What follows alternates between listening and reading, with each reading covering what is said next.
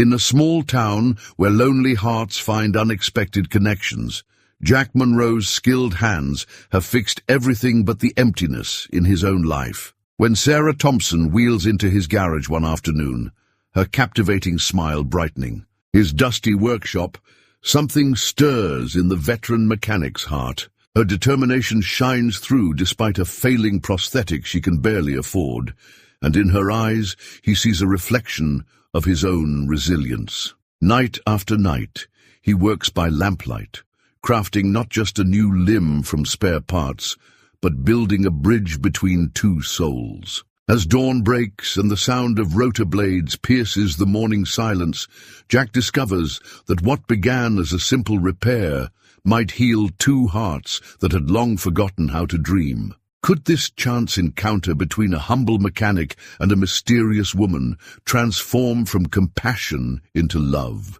Before we jump back in, tell us where you're tuning in from. And if this story touches you, make sure you're subscribed, because tomorrow I've saved something extra special for you. The morning sun filtered through the grimy windows of Monroe's auto repair, casting long shadows across the concrete floor. Jack Monroe wiped his calloused hands on a red shop rag that had seen better days, just like everything else in his workshop. At 58, his salt and pepper hair and weathered face told stories of countless hours spent beneath car hoods and behind welding masks. His father's toolbox sat in its place of honor on the workbench, its dented metal surface reflecting decades of use. Jack ran his fingers over the worn initials TM scratched into the lid.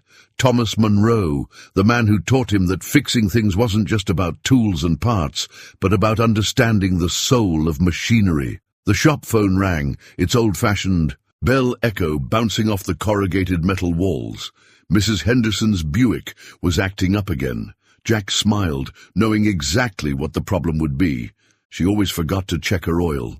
These were the moments he lived for, not because they paid well, they rarely did, but because they reminded him of why he'd chosen this life.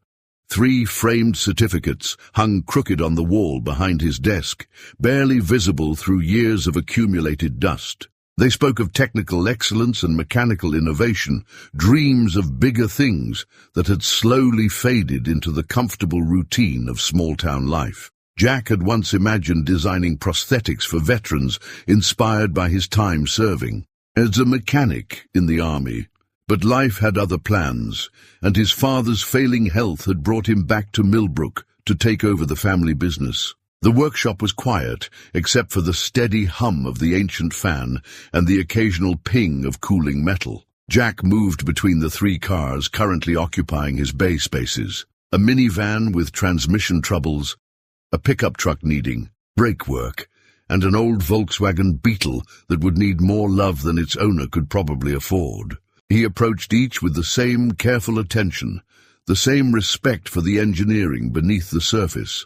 His own innovations were scattered throughout the shop, a modified lift system he'd designed for working on heavier vehicles, custom, tools he'd fabricated when standard ones wouldn't do the job, and a computer system cobbled together from spare parts that ran surprisingly efficient diagnostic software he'd learned to code himself. These were the fruits of late nights when sleep wouldn't come, when the emptiness of his small apartment above the shop drove him back downstairs to tinker and create. The local paper lay open on his desk, folded to the classifieds where he'd circled an ad for an apprentice.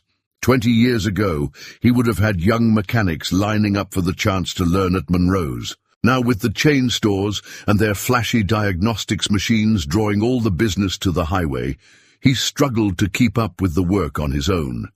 His hands weren't as steady as they used to be, and the days felt longer. But there was pride in every repair, every solution he crafted from experience and intuition. The walls of his office were lined with thank you cards and photographs, a teenage girl standing proudly beside her first car that Jack had helped her restore, an elderly couple in front of their RV that he'd kept running for their cross-country dreams, a local farmer with the tractor Jack had modified for his arthritis. These weren't just repairs, They were pieces of people's lives he'd helped maintain. The morning light had strengthened now, illuminating the dust motes dancing in the air. Jack checked his appointment book. A leather-bound volume his mother had given him when he first took over the shop. He ran his finger down the day's schedule, noting the open slot at 2 o'clock. Something about that empty space made him pause, as if it were waiting for something important.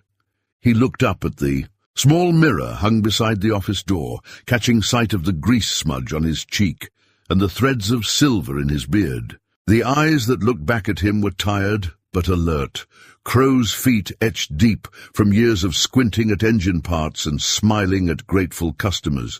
His blue work shirt with Jack embroidered in faded thread above the pocket had been washed so many times it was nearly white at the seams. The clock on the wall ticked steadily toward 9, and Jack straightened his back, ready to face another day of coaxing life back into machines that others might have given up on.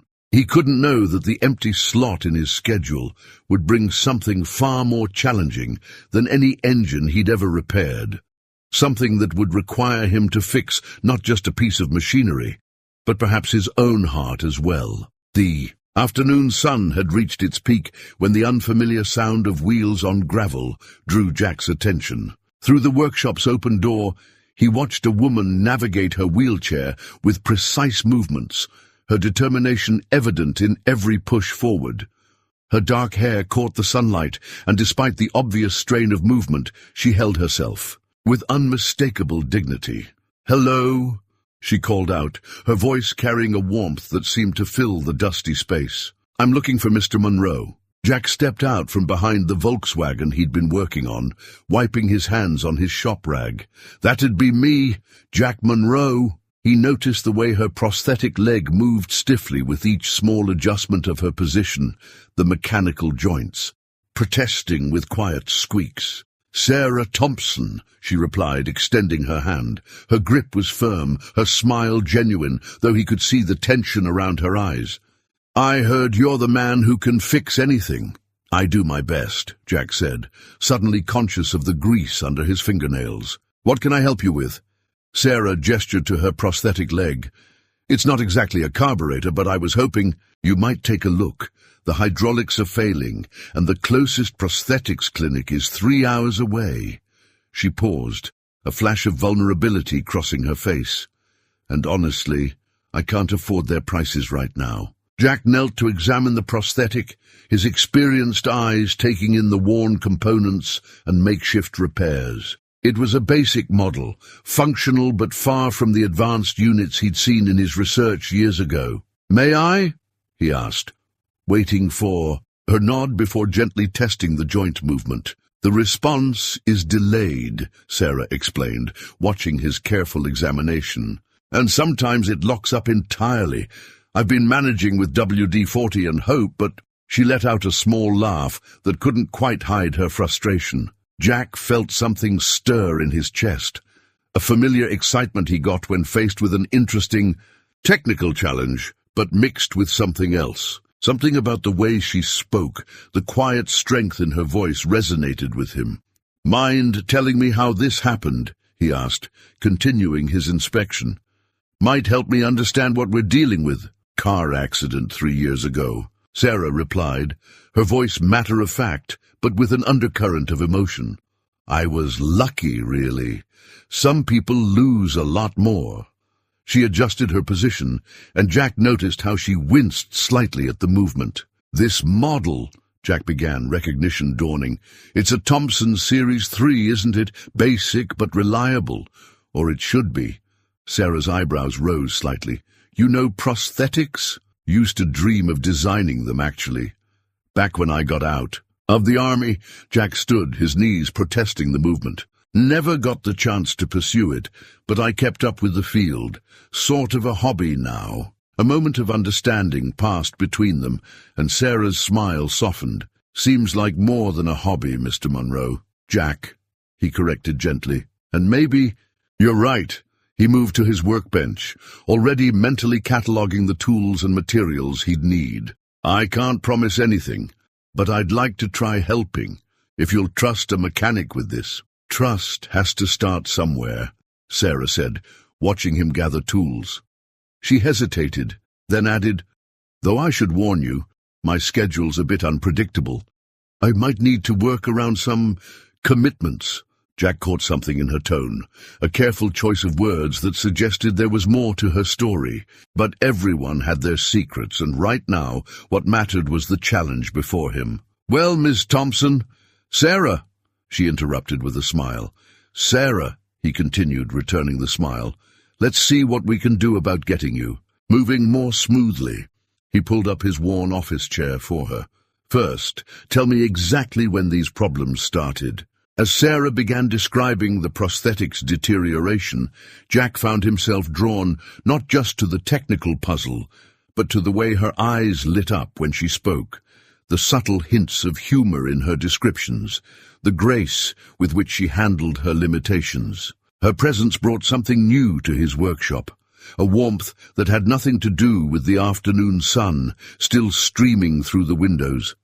Neither of them could have known then how this simple consultation would change both their lives. But as Jack listened and made notes in his weathered notebook, he felt something he hadn't experienced in years, the sensation that he was exactly where he needed to be, doing exactly what he was meant to do. Long after Sarah had left, Jack sat at his workbench, surrounded by sketches and technical manuals he hadn't touched in years. The workshop's overhead lights cast a yellow glow over the papers, his pencil moving swiftly across graph paper as he worked out preliminary designs.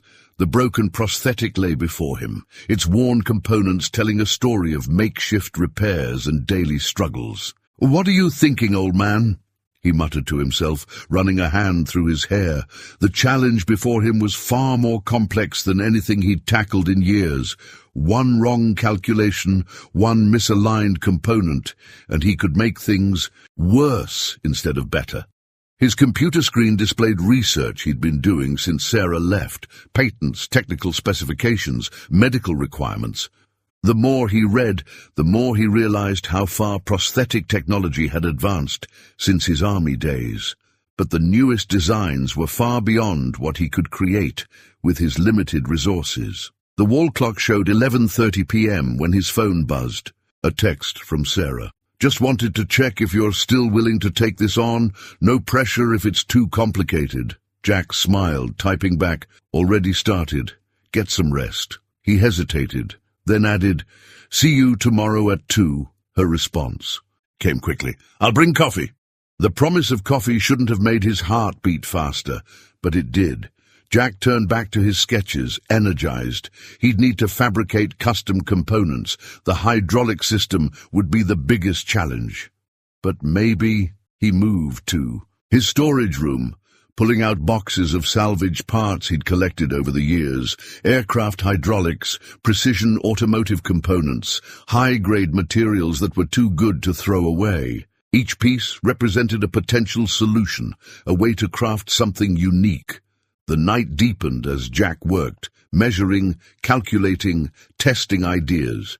He created 3 different design concepts, each with its own advantages and challenges. The first focused on durability, using reinforced joints and a simplified hydraulic system. The second prioritized smooth movement, with more complex mechanics but higher maintenance needs. The third was a hybrid approach, balancing reliability with function. Around 2 a.m., he found himself staring at his father's old toolbox. "What would you think of this, Dad?" he wondered aloud. "Your son, the mechanic, trying to build something that belongs in a medical lab." He could almost hear his father's voice. "Tools are tools, son. It's the heart behind them that matters." Dawn was breaking when Jack finally crawled up to his apartment above the shop. His dreams were filled with mechanical drawings and Sarah's smile. The next afternoon, Sarah arrived precisely at 2, balancing 2 coffee cups on her lap as she maneuvered through the door. Jack hurried to help her, trying not to notice how his fingers tingled when they brushed against hers. "Black, 2 sugars," she said, handing him a cup. "I guessed." "Good guess," he replied, surprised. Most people assumed he'd want it with cream. Sarah wheeled herself to his workbench, her eyes widening at the array of sketches. "You've been busy." "Couldn't sleep," Jack admitted, spreading out the 3 main designs. "I have some ideas, but I need your input. You're the one who'll be using it." For the next hour, they pored over the designs together. Sarah asked surprisingly technical questions, showing an understanding that went beyond what Jack would expect from most patients. When he mentioned this, she smiled mysteriously. "I've had 3 years to learn everything I can about prosthetics," she said. "Knowledge is power, right?" Jack noticed how she leaned forward when particularly interested in a detail, how her fingers traced the lines of his drawings with careful precision. There was something almost familiar about her analytical approach, but he couldn't place it. "This hybrid design," she said, pointing to his 3rd concept. "It's innovative. I've never seen this kind of adaptation of automotive hydraulics for prosthetic use." "It's not conventional," Jack acknowledged. "Might not work at all. But if it does—" He trailed off, watching her face light up with understanding. "If it does, it could be replicated at a fraction of the cost of current systems," she finished his thought. Their eyes met, and for a moment, neither spoke. Sarah broke the silence first, clearing her throat. "How long do you think it would take to build?" 2 weeks, maybe 3, Jack estimated. "I'll need to fabricate some custom parts, run multiple tests. We can't rush this." "No," she agreed softly. "We can't." She checked her phone, and a shadow crossed her face. "I have a meeting I can't miss, but I want to help with this, Jack. Not just as a patient. I have some experience with product development that might be useful." There it was again, that hint of something more in her background. But Jack just nodded. "Same time tomorrow?" "Actually," Sarah said, "I was thinking of coming by in the evening. Fewer interruptions. If that works for you." The prospect of evening work sessions with Sarah made Jack's pulse quicken. "Works for me. I'm usually here anyway." As he watched her leave, Jack realized he was in dangerous territory. This project was awakening something in him. Not just his old dreams of prosthetic design, but feelings he'd thought long buried. And Sarah, there was more to her story than she was sharing. But standing amid his sketches and tools, coffee cup still warm in his hand, Jack knew he was already too invested to turn back. Whatever secrets Sarah might be keeping, whatever challenges lay ahead, he was committed now to the project and perhaps to something more. The evening sessions with Sarah quickly became the highlight of Jack's days. They fell into an easy routine. She would arrive as the sun was setting, often bringing dinner along with coffee, and they would work late into the night. The workshop, usually filled with the sounds of engines and tools, now resonated with their conversations and shared laughter. Tonight, Sarah had brought Chinese takeout, and they sat at his workbench, blueprints pushed aside to make room for containers of kung pao chicken and chow mein. Jack watched as she deftly manipulated the chopsticks, noticing how she'd adapted. Her movements to maintain perfect control despite her wheelchair. "You're staring," she said, not looking up from her food. "Sorry," Jack replied, feeling his ears redden. "I was just admiring your technique with those. I can barely manage a fork some days." Sarah laughed, a sound that seemed to brighten the whole workshop. "Years of practice. You should have seen me the first few months after the accident. I wore more food than I ate." "What happened?" Jack asked softly, realizing this was the first time she'd mentioned the accident since their initial meeting. "If you don't mind talking about it." Sarah was quiet for a moment, pushing noodles around her container.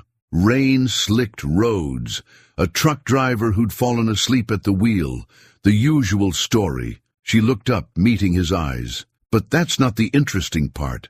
The interesting part was what came after. What came after? Learning to live differently, finding out who your real friends are, discovering that some doors close.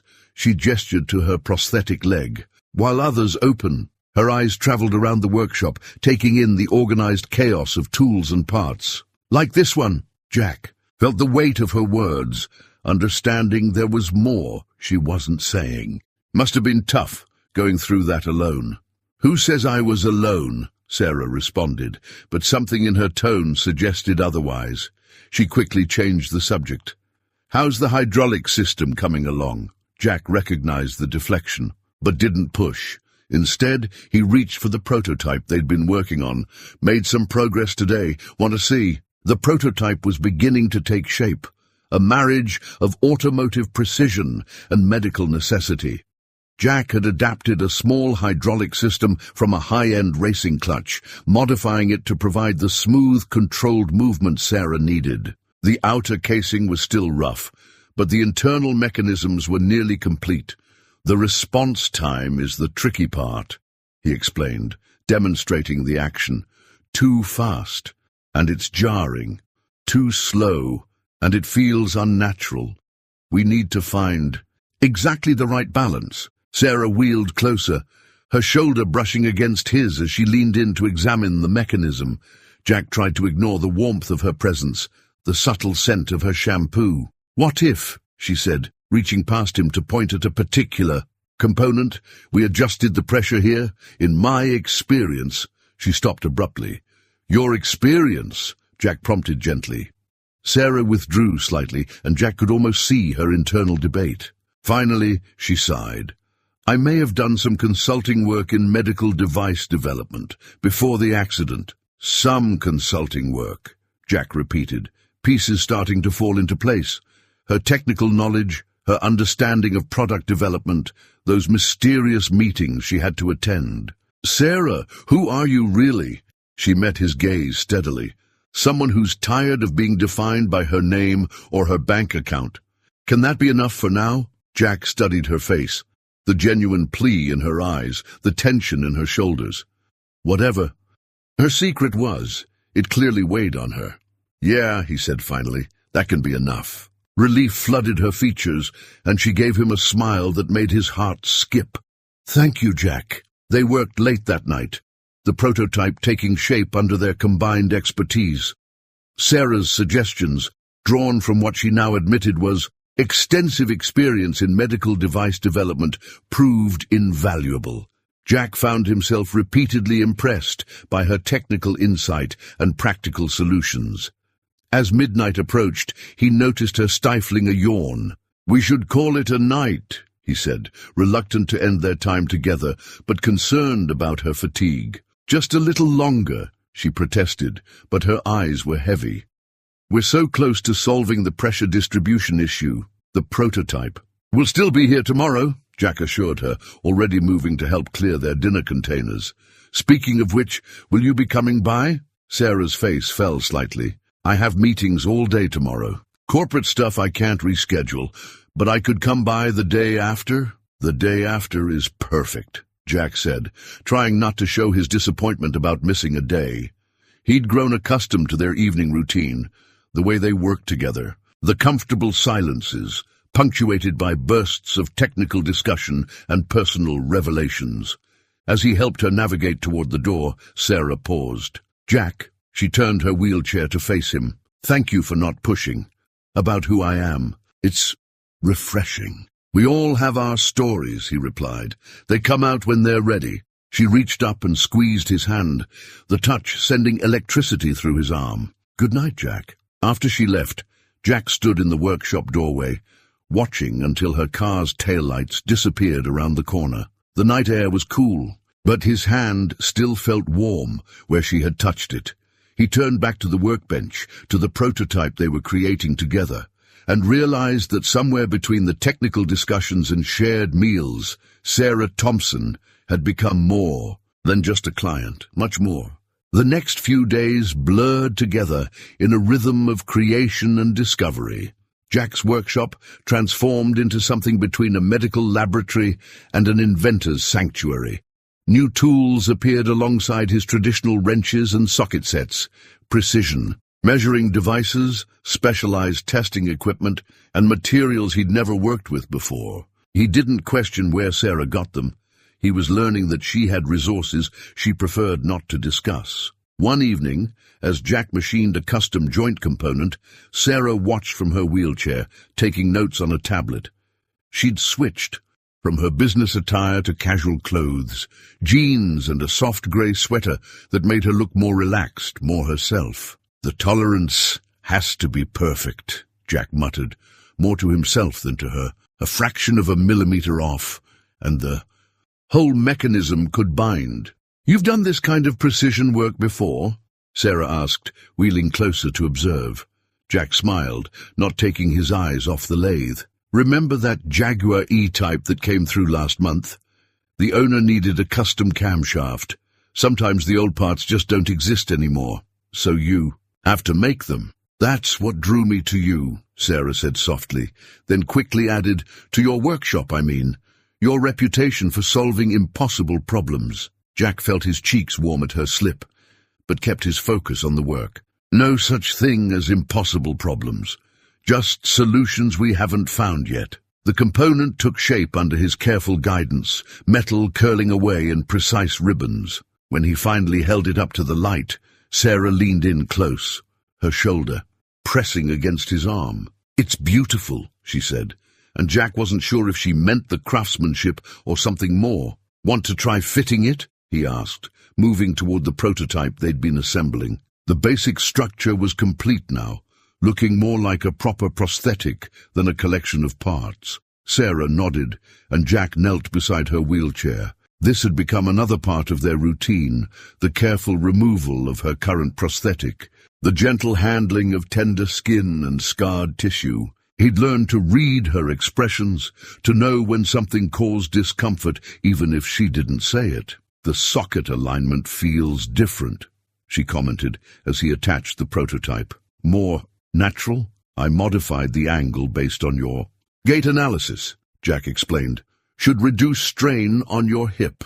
He didn't mention the hours he'd spent studying biomechanics after she'd left each night, determined to understand every aspect of what she needed. Sarah tested the movement, her face lighting up at the smooth response. "Jack, it's incredible." She reached down to touch the mechanism, her fingers brushing against his, where they still rested on the prosthetic. Neither of them moved. For a moment, the contact electric between them.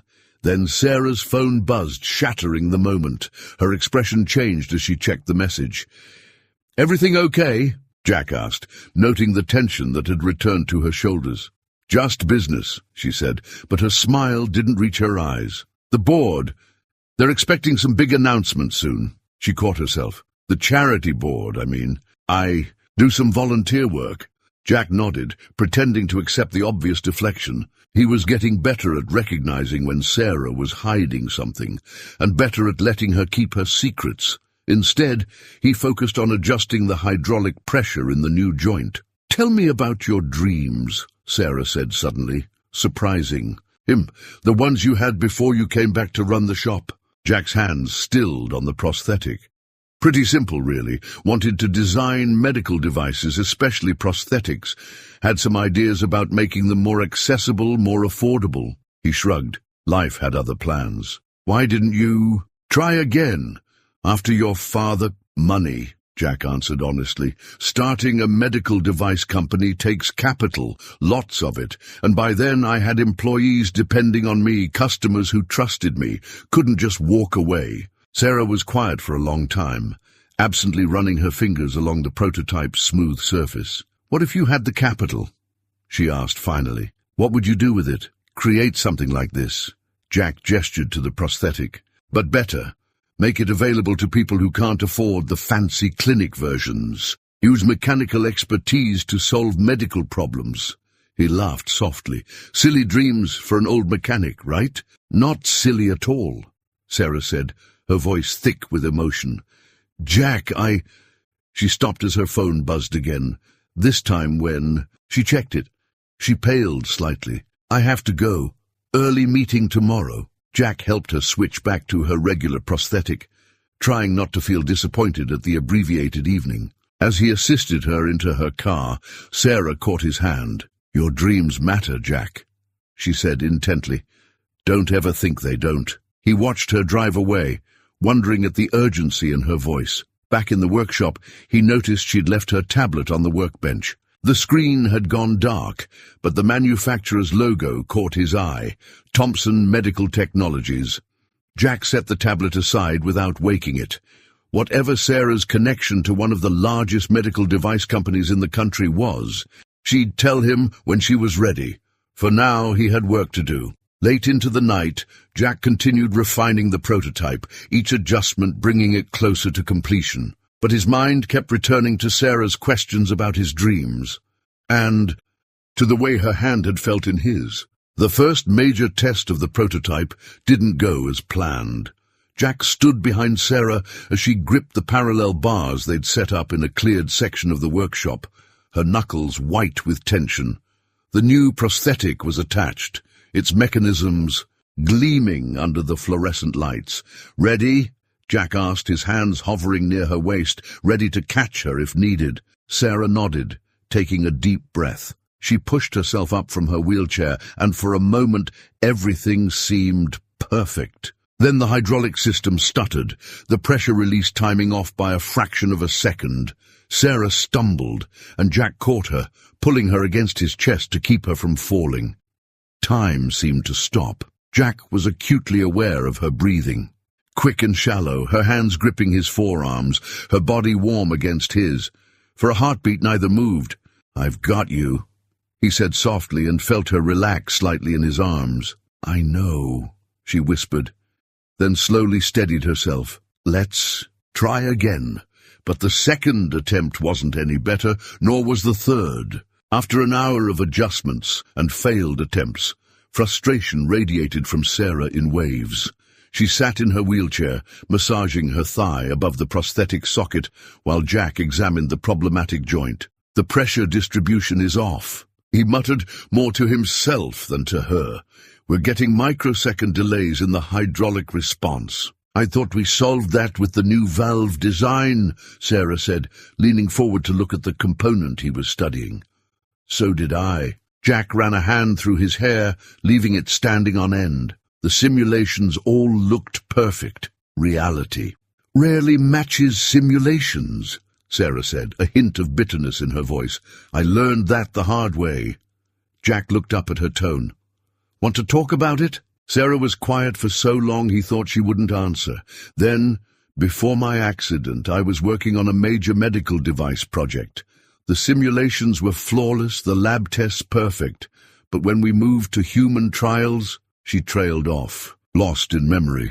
"Let's just say I learned that theory, and practice don't always align." Jack watched her face, seeing the pain of old wounds. "What happened? Someone got hurt?" "Not badly, but—" She shook her head. "I swore I'd never rush development again, never let pressure from—" She stopped abruptly, that familiar guard coming back up. "Pressure from the board?" Jack guessed gently. Sarah's eyes snapped to his face. "How did you—" "Your tablet," he said. "Thompson Medical Technologies. I didn't snoop," he added quickly. "Just saw the logo." Sarah's shoulders slumped slightly. "And you didn't say anything?" "Not my secret to tell," Jack shrugged, turning back to the prosthetic. "Or to ask about." The silence stretched between them, filled with unspoken questions. Finally, Sarah wheeled closer, her hand coming to rest on his arm. "Thank you," she said softly, "for not pushing, for letting me just be me." Jack covered her hand with his own, rough fingers gentle against her smooth skin. "That's all I've ever wanted you to be." The moment stretched, charged with possibility, until a loud clang from outside made them both jump. One of Jack's regular customers had pulled up, engine knocking badly. Sarah withdrew her hand, composing herself. "You should take care of that. I can work on the pressure calculations while you're busy." For the next few hours, they worked in comfortable parallel, Jack dealing with the customer's engine, Sarah at his computer running simulations. As the sun set, casting long shadows through the workshop windows, Jack finished with the engine repair and returned to find Sarah surrounded by printouts and calculations. "I think I found the problem," she said without looking up. "We were calculating the pressure distribution based on standard prosthetic models, but those assume—" She trailed off as Jack set a fresh cup of coffee by her hand. "You remembered how I take it." "2 sugars, splash of cream," Jack said, settling into the chair beside her. "Hard to forget," Sarah smiled, then turned back to her calculations. "Look here. If we adjust the baseline assumptions to account for my specific gait pattern, they worked late into the night, redesigning the hydraulic system." Jack found himself repeatedly distracted by the way Sarah bit her lip when concentrating, how her eyes lit up when she solved a particularly tricky equation, the casual way she'd touch his arm to get his attention. Around midnight, they were ready to test again. This time, when Sarah gripped the parallel bars, Jack could see the difference in her confidence. "The socket feels more stable," she noted as she pushed herself up. The first step was tentative, careful. The second was stronger. By the third, she was smiling. "The response time is perfect," she said, wonder in her voice. She took another step, then another, each one smoother than the last. "Jack, you did it!" "We did it," he corrected, still spotting her but no longer needing to. "It was your calculations that—" He didn't finish, because Sarah had turned within the parallel bars and thrown her arms around his neck, hugging him tightly. Jack's arms went around her automatically, supporting her as much as holding her. "Thank you," she whispered against his neck, "for not giving up." Jack was acutely aware of every point where their bodies touched, of the soft brush of her hair against his cheek, of how perfectly she fit against him. "Never," he promised, and felt her shiver slightly at his tone. When she pulled back, their faces were inches apart. Jack could see flecks of gold in her brown eyes, could feel her breath on his lips. For a moment, he thought. A car alarm blared in the distance, shattering the moment. Sarah stepped back carefully, her cheeks flushed. "I should go. It's late, and I have a board meeting tomorrow." As Jack helped her switch back to her regular prosthetic, neither mentioned their almost kiss. But something had shifted between them. The air felt charged with possibility and unspoken words. At her car, Sarah paused. "Jack, tomorrow, can we try some more advanced mobility tests?" "Whatever you need," he said, and they both knew he meant more than just the prosthetic testing. After she left, Jack stood in the workshop doorway, watching her taillights disappear into the night. The prototype sat on his workbench, its successful test a triumph of engineering and collaboration. But all he could think about was the feel of Sarah in his arms and how close he'd come to kissing her. Tomorrow, he thought. Tomorrow they'd test the prosthetic again, and maybe, just maybe, test something else as well. The next day's testing began differently. Sarah arrived wearing workout clothes instead of her usual business attire, her hair pulled back in a casual ponytail. She looked younger, more relaxed, though Jack noticed shadows under her eyes that suggested she hadn't slept much. "Rough board meeting?" he asked, helping her transfer to his work chair. "You could say that." She managed a tired smile. "But let's focus on something more important." Her eyes went to the prototype, which Jack had spent the morning refining. Based on yesterday's success, the prosthetic now gleamed under the workshop lights, its mechanisms more polished, its movements nearly silent. Jack had worked since dawn, driven by the memory of Sarah's joy during yesterday's successful test, and if he was honest, by the memory of how it felt to hold her. "I made some adjustments to the ankle articulation," he explained, kneeling to help her with the fitting. "Should give you better balance on uneven surfaces." Sarah nodded, but Jack noticed her breath catch when his fingers brushed against her skin during the attachment. He pretended not to notice, focusing instead on checking the alignment. "Ready to try something more challenging?" he asked, standing and offering his hands. Sarah took them without hesitation, her trust in him evident. "What did you have in mind?" Jack helped her up, steadying her as she found her balance. "How about we lose the parallel bars today?" Her eyes widened slightly, but she nodded. Instead of moving to the bars, Jack kept hold of her hands, stepping backward slowly and drawing her with him. "Just like dancing," he said softly, guiding her forward. Sarah's laugh was breathless. "Been a while since I danced." "Me too," Jack admitted, carefully releasing one of her hands while keeping the other firmly clasped. "But some things you don't forget. They moved slowly across the workshop floor, Sarah's steps growing more confident with each passing minute. The prototype responded perfectly, each movement smooth and natural. Jack found himself watching her face more than her feet. The way her eyes shone with determination, the slight part of her lips as she concentrated. "This is amazing," Sarah said, releasing his other hand to stand independently. "The response time, the stability." She took a few steps on her own, then turned back to him with tears in her eyes. "Jack, do you realize what you've created?" "What we've created," he corrected, closing the distance between them. "This wouldn't exist without your insights, your calculations." "Your hands," she interrupted softly, reaching up to touch his cheek. "Your heart." The workshop seemed to fade away, leaving just the two of them in this moment. Jack's hand came up to cover hers where it rested against his face. Sarah's eyes met his, and this time there was no car alarm, no interruption to break. The tension. Jack leaned down slowly, giving her time to pull away if he'd misread the moment. But Sarah rose slightly on her toes, meeting him halfway. Their lips met softly, tentatively at first, then with growing certainty. The kiss was everything a first kiss should be. Sweet, questioning, full of promise. Sarah's hand slid from his, cheek to the back of his neck, drawing him closer.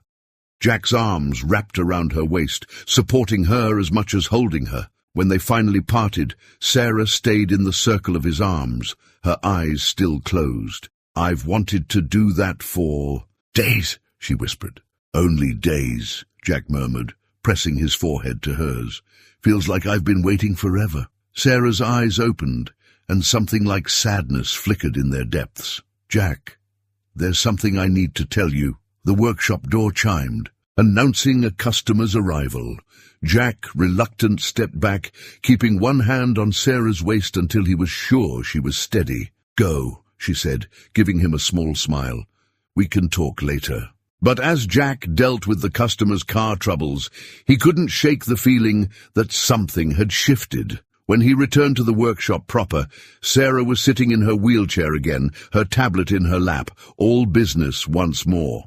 "I have to go," she said before he could speak. "But Jack," she waited until he met her eyes. "What happened today? The breakthrough, the kiss. It meant everything to me. Please remember that." She left before he could respond, leaving him standing in the middle of his workshop, the ghost of her kiss still on his lips, and a growing sense that their story was about to become much more complicated. Sarah didn't come to the workshop the next day, or the day after. Instead, a series of detailed emails arrived with technical specifications and suggestions for final adjustments. Each was signed simply S, professional and distant, so unlike their recent intimacy that it made Jack's chest ache. On the third day, she finally appeared as the sun was setting. She wore a crisp business suit, her hair pulled back severely, but Jack could see tension in the set of her shoulders. "Ready for the final fitting?" she asked, her voice carefully neutral. Jack nodded, gesturing to the completed prosthetic. He'd spent the past 3 days perfecting every detail, channeling his confusion and longing into meticulous craftsmanship. The result was beautiful. A seamless blend of function and form, every component refined to perfection. "It's gorgeous," Sarah whispered, her professional facade cracking slightly. She reached out to touch it, fingers trailing along the smooth surface. "Let's see how it feels," Jack said softly, moving to help her. Despite the awkwardness between them, their bodies remembered this dance. Her hand on his shoulder, his careful support, as she transferred from the wheelchair. The fitting process was intimate by necessity, but now each touch felt charged with meaning. Jack's fingers trembled slightly as he made the final adjustments, and he saw goosebumps rise on Sarah's skin when his hand brushed her thigh. "The alignment feels perfect," she said, her voice husky, then softer. "Everything about this feels perfect." Jack looked up, meeting her eyes, seeing in them the same longing he felt. "Sarah, please," she interrupted, placing a finger against his lips. Let's Let's just have this moment before everything changes." "What's going to change?" he asked against her finger. Instead of answering, she removed her finger from his lips and replaced it with her mouth, kissing him with an intensity that took his breath away. Jack responded instinctively, pulling her closer, pouring all his confusion and desire into the kiss. When they parted, Sarah's eyes were bright with unshed tears. "Help me stand." Jack helped her up, watching in awe as she took her first steps with the completed prosthetic. Her movement was smooth, natural, almost indistinguishable from biological motion. She walked to the full-length mirror he'd installed for testing, staring at her reflection. "Look what you've created," she said, her voice full of wonder. "Look what you can do," he countered, moving to stand behind her. Their eyes met in the mirror, the humble mechanic in his worn work clothes, the elegant woman in her tailored suit. Such an unlikely pair, yet somehow perfectly matched. Sarah turned, in his arms, reaching up to touch his face. "Jack Monroe, you are the most extraordinary man I've ever met." "Sarah, no, let me finish. You took spare parts and determination and created something revolutionary. Do you understand that? This isn't just a prosthetic. This is hope. Affordable hope for people who thought they'd never walk naturally again." Jack could hear something in her voice, pride mixed with pain, joy tinged with fear. "Why do I feel like you're saying goodbye?" Sarah's hand dropped from his face. "Because tomorrow everything changes. Tomorrow you'll understand why She stopped, swallowing hard. "Tomorrow you'll know everything." "Tell me now," Jack pleaded softly. She shook her head, stepping back. "I can't.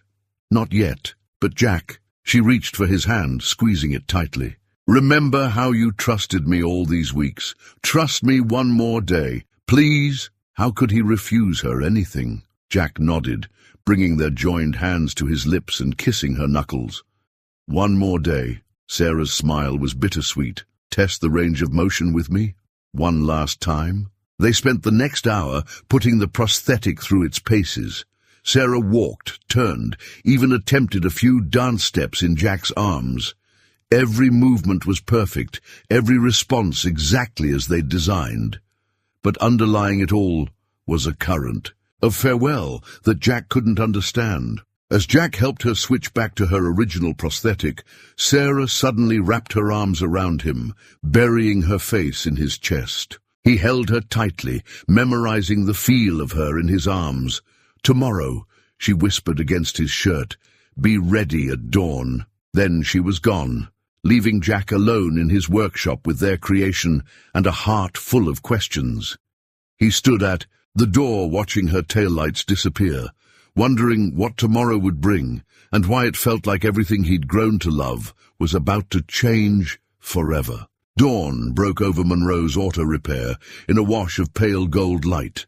Jack had barely slept, spending most of the night alternating between pacing his apartment and staring at the prosthetic they'd created together. Now he stood in his workshop, nursing a cup of coffee, waiting for whatever change Sarah had promised. The sound came first, a distant thrum that grew into a thunderous beating of air. Jack stepped outside, shielding his eyes against the rising sun as a sleek black helicopter descended into the parking lot, its rotors whipping up dust and loose papers. His heart stopped when he saw the logo on the side, Thompson Medical Technologies. The helicopter touched down with precise control, its blades slowing as the passenger door opened. Sarah emerged, but not the Sarah he knew. This Sarah wore a perfectly tailored designer suit, her hair expertly styled, her bearing unmistakably that of someone used to command. She moved with confident grace on their prosthetic, making her way toward him as several business-suited executives exited the helicopter behind her. "Hello, Jack," she said, her voice carrying clearly over the dying rotor noise. "I believe I owe you an explanation. Sarah Thompson," he said slowly, realization dawning, "as in Thompson Medical Technologies. You're not just named after the company." "I'm the CEO," she confirmed quietly, "and the majority shareholder. The company was my father's legacy, and now it's mine." One of the executives stepped forward, extending a leather portfolio.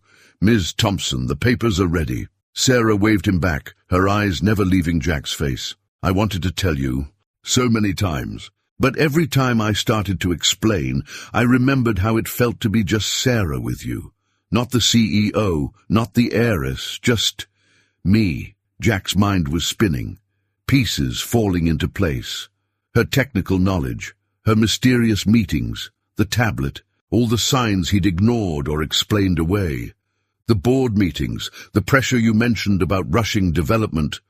After my accident, I pushed our R&D team too hard trying to develop better prosthetics. When the prototype failed in trials, I swore I'd never let corporate deadlines compromise development again. She gestured to her leg. "That's why I came to you. I needed to understand if a different approach was possible. So I was what? A research experiment?" The words tasted bitter in his mouth. "No!" Sarah stepped closer, reaching for his hand, but Jack stepped back. Her face fell. "You were hope, Jack. Hope that someone with pure intentions and raw talent could create something revolutionary." She smiled sadly. "And you did." One of the executives cleared his throat. "Ms. Thompson, the board is waiting." Sarah nodded without looking away from Jack. "What you've created here, it's exactly what the medical device industry needs. Affordable, reliable prosthetics that could help thousands of people." She took a deep breath. "That's why I'm here. Thompson Medical Technologies wants to offer you a partnership. Full funding to develop and manufacture your design, with you heading the new division." Jack stared at her, feeling the ground shift beneath his feet. "A partnership? You'd have complete creative control," Sarah continued, quickly. "No corporate pressure, no rushed deadlines, just your vision with the resources to make it reality." She paused, then added softly, "Everything you once dreamed of." The morning sun caught the helicopter's rotors, sending flashes of light across Sarah's face. She looked both familiar and strange. His Sarah and this powerful CEO somehow merged into one person. "And us?" he asked quietly. "Was any of that real?" Sarah's professional composure cracked. "All of it. Every moment, every conversation, every—" She stopped, glancing at her waiting executives. "Jack, please, take some time to think about it. Review the proposal. This could change everything, not just for you, but for people who need what you can create." She motioned to one of the executives, who stepped forward with a thick envelope. "All the details are in here. Legal structure, funding, everything." She met Jack's eyes. "I'll be in my office at headquarters when you're ready to talk." About any of it. The implied meaning was clear. They had more than just business to discuss. But as Jack watched Sarah walk back to the helicopter, her expensive heels clicking on the concrete, he wondered if the woman he'd fallen in love with still existed beneath the corporate armor she now wore. The helicopter lifted off in a whirlwind of dust and paper, carrying Sarah away as suddenly as she'd arrived. Jack stood in his workshop doorway long after it disappeared, the envelope heavy in his hands, his mind full of contradictions. The prosthetic they'd created together sat on his workbench, catching the morning light. It represented everything he'd ever dreamed of. The chance to help people, to innovate, to make a real difference. But it also represented the most profound connection he'd ever felt with another person, a connection now complicated by wealth, power, and hidden truths. Dawn had promised change. Now Jack had to decide if he was ready for just how much change it had brought. The envelope sat unopened on Jack's workbench for 3 days. He worked on cars, fixed engines, went through the motions of his normal routine, but his mind kept returning to the moment the helicopter touched down and changed everything. The local paper lay folded beside his morning coffee, Sarah's face on the front page. Thompson Medical Technologies CEO announces revolutionary prosthetics initiative, the headline declared. The article painted her as a visionary leader, mentioning her own accident and recovery as inspiration for the company's new direction. Jack's name wasn't mentioned. His phone had dozens of missed calls from unknown numbers, lawyers, executives, probably reporters too. Sarah herself had sent only one text. I meant every word, both about the partnership and about us. He hadn't replied. Late one evening, after his last customer had left, Jack finally picked up the envelope. The papers inside were thick, heavy with legal language and corporate promises. But between the contract clauses and technical specifications, he found a handwritten note in Sarah's familiar script. Jack, the night you first kissed me, you asked what was going to change. I was afraid to tell you then, afraid you'd see me differently. I've spent my whole life being Sarah Thompson, CEO, the billion-dollar heiress, the poor little rich girl who lost her leg and bought her way back to normal. But in your workshop, covered in grease and arguing about hydraulic pressures, I was just Sarah, just a woman falling in love with a man who saw me, not my name or my bank account. What we created together isn't just a prosthetic. It's proof that dreams don't need corporate boardrooms or billion-dollar budgets. They need heart and talent and someone who refuses to believe in impossible. Whatever you decide about the partnership, please know that every moment with you was real. Every smile, every touch, every kiss. That was me. Just me. S. Jack set the note down, his vision blurring. He walked to the prototype still displayed on his workbench, running his fingers along its smooth surface. They'd created something remarkable here, something that could help thousands of people, but they'd created something else too, something just as precious and far more fragile. He thought about Sarah's face in the workshop, lit by late-night fluorescence as they worked. The way she bit her lip when concentrating, how her eyes sparkled when they solved a particularly tough problem.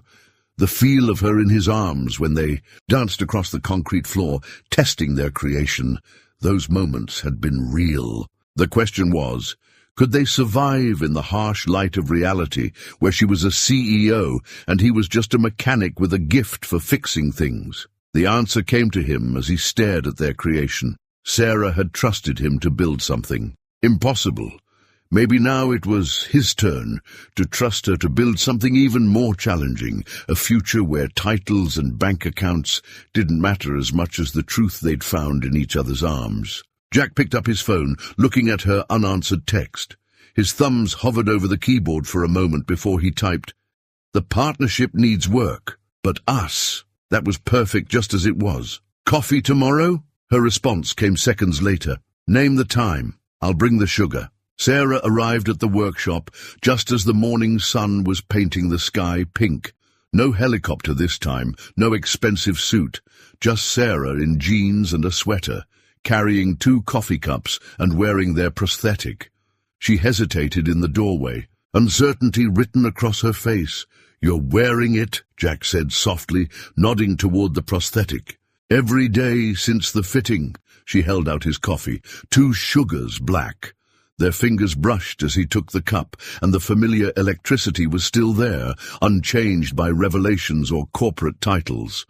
Jack gestured to his office where he'd cleared space on his desk and set out the contract papers. "I've been reviewing the proposal," he said, as they settled into their chairs. "It's comprehensive." Sarah nodded, wrapping her hands around her coffee cup. "Our legal team can be a bit overwhelming, but everything's negotiable, Jack. This isn't a corporate takeover. It's a partnership." "Why me?" he asked suddenly. "Thompson Medical has entire research divisions, teams of engineers. Why trust something this important to a small-town mechanic?" Sarah's eyes softened.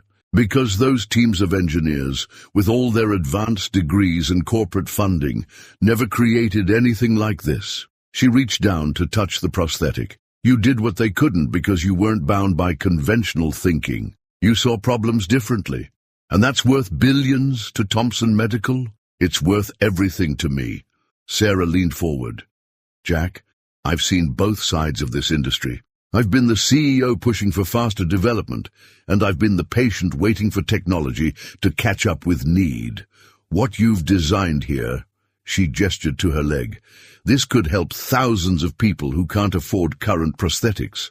Jack stood, moving to the window to watch the sun rise over his workshop. And what happens when corporate deadlines and profit margins start driving development?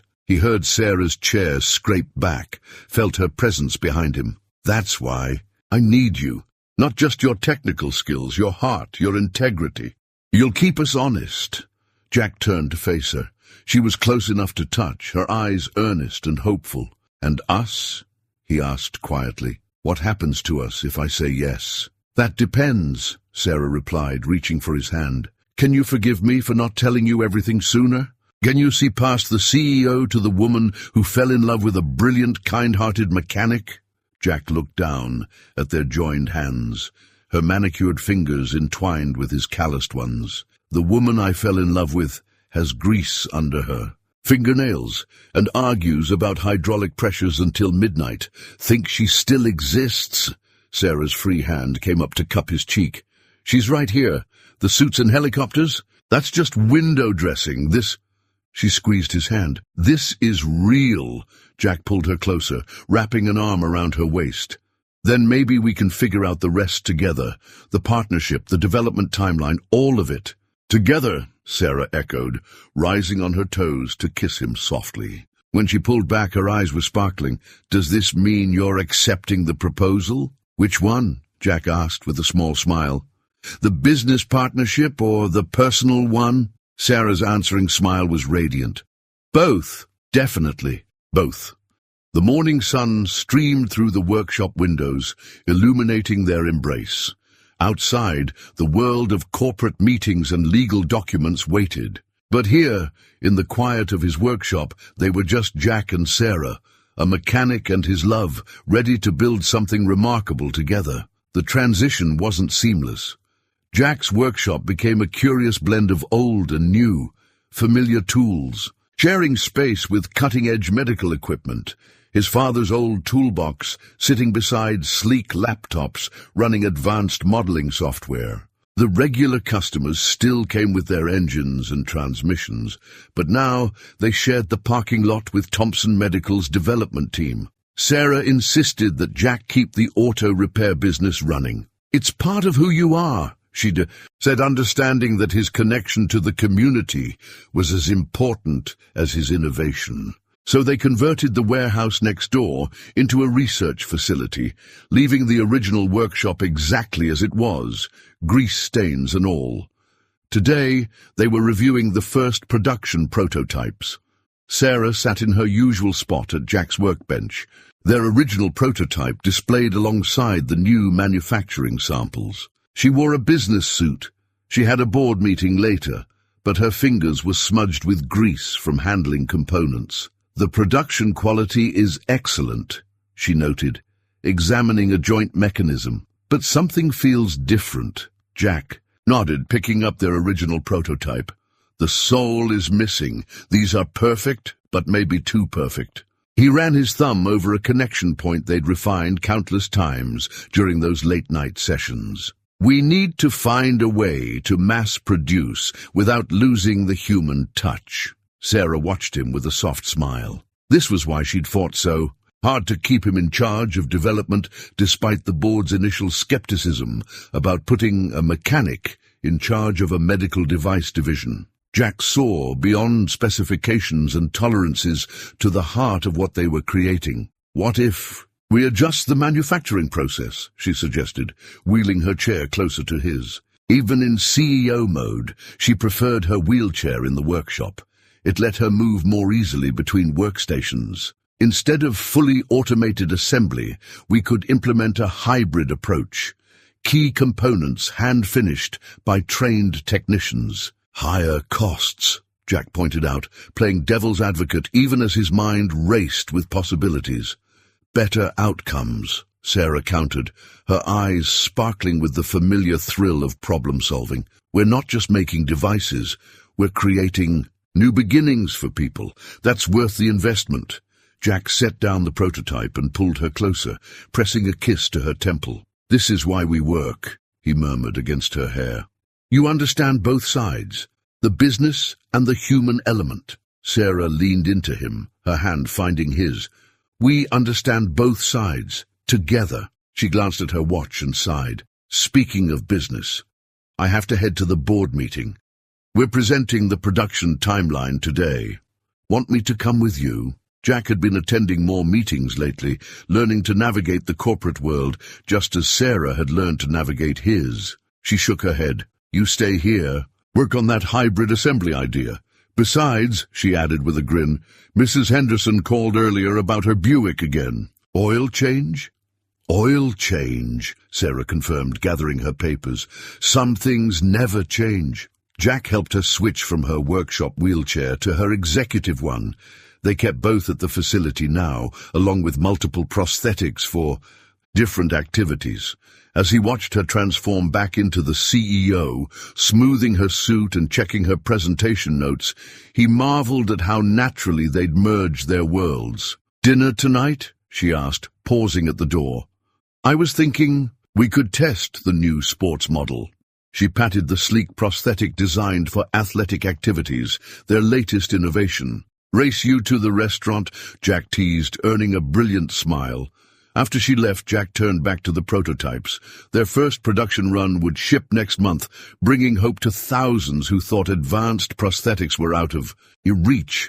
But more importantly, they'd proven that love could bridge any gap, even one between a small-town mechanic and a billionaire CEO, as long as they remembered to keep a little grease on their hands and a lot of heart in their work. The news hit like a thunderbolt during their morning coffee routine.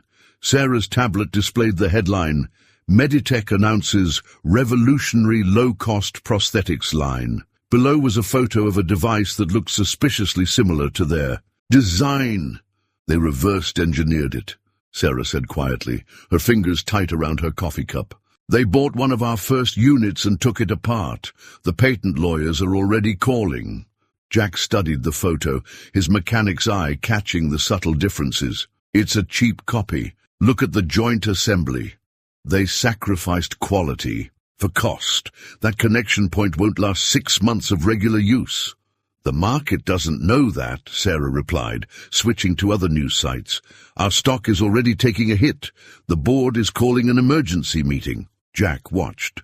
Her shift into CEO mode, her shoulders squaring, jaw setting, but he could see the worry in her eyes. They'd helped thousands of people in the past months, but Meditech was a giant in the industry.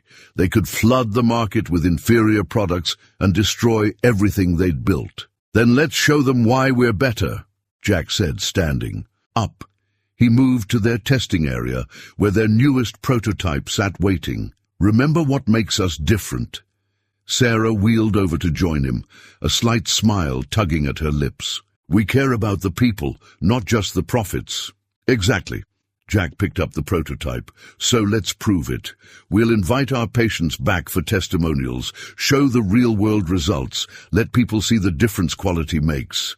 Sarah's eyes lit up with understanding. And we'll launch the adaptive sports line early. Meditech can copy our basic design, but they can't replicate your latest innovations.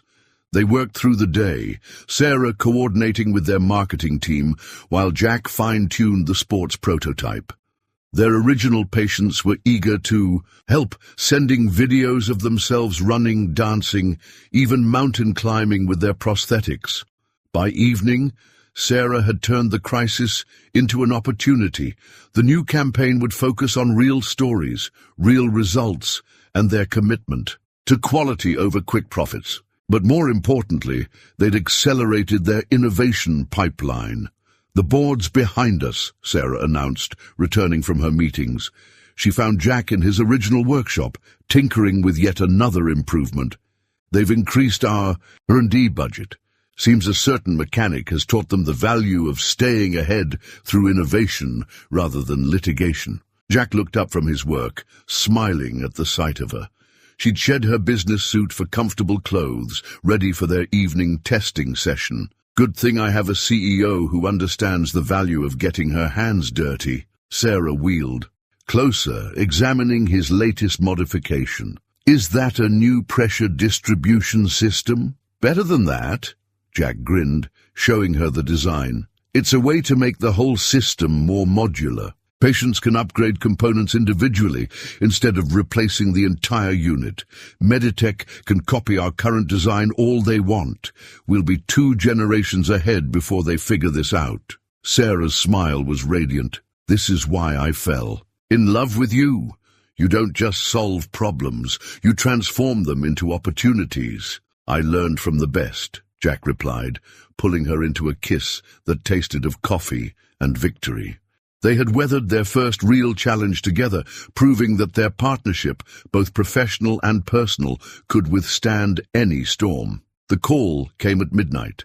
A prosthetic failure during athletic testing. The patient was fine, but the incident triggered an automatic review of their entire production line. Jack and Sarah rushed to the facility, their date night interrupted by the crisis. "Show me," Jack demanded as soon as they entered the lab. The failed unit lay on the testing bench, its hydraulic system compromised. Sarah wheeled herself to the computer, pulling up the test data while Jack examined the physical damage. "It happened during a sprint trial," she explained, scrolling through readings. "Sudden catastrophic failure of the primary joint." Jack's hands moved over the components, his expression growing darker. "This isn't normal wear and tear. The metal's fatigued in a way it shouldn't be." He looked up at Sarah. "We need to check the material composition." The analysis revealed their worst fear. Their primary supplier had changed their manufacturing process without notification, resulting in microscopic structural weaknesses in key components. 5,000 units in circulation could be affected. "We have to recall them all," Sarah said immediately, already reaching for her phone. "Every single unit. The cost." "Doesn't matter," she cut him off. "We're not risking anyone's safety." Jack watched her make the calls that would send their stock plummeting and cost the company millions. She didn't hesitate, didn't try to find a cheaper solution. In that moment, she wasn't a CEO protecting profits. She was the woman who'd trusted a small-town mechanic to build her a better leg. "I can fix this," he said quietly when she finished. "Not just repair the existing units, redesign them, make them better." Sarah turned to him, determination matching his own. "How long?" 3 days for the design, 2 weeks for testing and implementation." He moved to his workbench, already sketching. "We'll replace every unit with an upgraded version. The board will have concerns about the cost." "Then let me talk to them," Jack interrupted. "They trusted me before. They need to trust me now." Sarah wheeled to his side, taking his hand. "We'll talk to them together. Partners, remember?" They worked through the night, Jack designing while Sarah coordinated the recall. By dawn, they had a plan, not just to fix the crisis, but to emerge stronger. The new design would be more robust, the testing more rigorous, the quality control more stringent. They'd turn a potential disaster into proof of their commitment to excellence. As the sun rose, Sarah looked at their original prototype, still displayed proudly in the workshop. "This is what makes us different," she said softly. "We'll never forget where we started." Jack pulled her close, both of them exhausted but unbowed, "or who we are together." 2 weeks after the recall announcement, Jack and Sarah stood before the Thompson Medical Technologies Board of Directors. Behind them, a screen displayed their new design specifications and testing results. On the table sat their latest prototype, a testament to sleepless nights and unwavering dedication. "The recall is complete," Sarah reported, her voice steady. "Every affected unit has been replaced with the upgraded design. Patient feedback has been overwhelmingly positive." One of the board members leaned forward. "And the cost? Substantial," Sarah acknowledged. "But the goodwill we've earned? Priceless." Jack stepped forward, indicating the prototype. "This crisis forced us to re-examine every aspect of our design. The result isn't just a fix, it's a breakthrough." He activated the unit, demonstrating its enhanced capabilities, stronger, more responsive, and even more affordable to manufacture. The board watched, impressed, as he detailed the improvements. Their competitors had expected them to falter, to cut corners in their rush to recover. Instead, they'd raised the bar even higher. "Our market share has actually increased," Sarah added. "Patients trust us more now, not less. They've seen that we'll put their safety above our profits." After the meeting in the privacy of Jack's workshop, they finally allowed themselves to celebrate. Sarah pulled Jack down for a kiss that spoke of relief, pride, and something deeper, the knowledge that they could face anything together. "We did it," she whispered against his lips. "Was there ever any doubt?" Jack smiled, though they both knew there had been plenty of doubts during those long nights of redesign and testing. Sarah wheeled herself to the window, looking out at the facility they'd built together. "You know what this means, don't you? We're stronger now than before the crisis, ready to expand." Jack moved behind her, placing his hands on her shoulders. "The adaptive sports line and the pediatric division. We've been discussing." She turned to face him, eyes shining. "Think bigger, Jack.